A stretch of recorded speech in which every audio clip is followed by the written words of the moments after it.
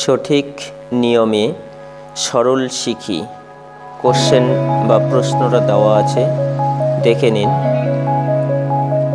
কোশ্চেনটা দেওয়া আছে, দেখে নিন। এবার 8 64 মাইনাস 7 লং 63 গুণন 40 মাইনাস 6 ভাগ 17। এরপরে 64 থেকে 63 বিয়োগ করলে 1 হয়, গুণন 40 বিয়োগ 6 ভাগ 17। এরপরে 40 থেকে 40 মাইনাস 6 ভাগ 17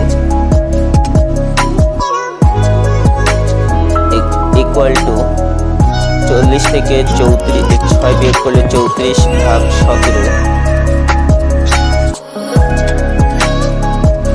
এবার 34কে 17 দিয়ে ভাগ করলে হবে 2, অতএব অ্যান্সার হবে 2। একদম সঠিক নিয়ম।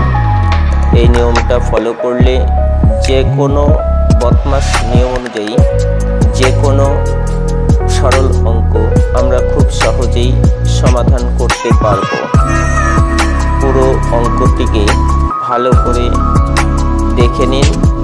আশা করি এই একটা অঙ্কের মাধ্যমেই সব অঙ্ক শিখে যেতে পারবেন। যদি আমার চ্যানেলটিতে নতুন হয়ে থাকেন তাহলে অবশ্যই লাইক করবেন, কারণ একটি লাইক আমাকে মোটিভেট করে। আর অবশ্যই চ্যানেলটিকে সাবস্ক্রাইব করবেন।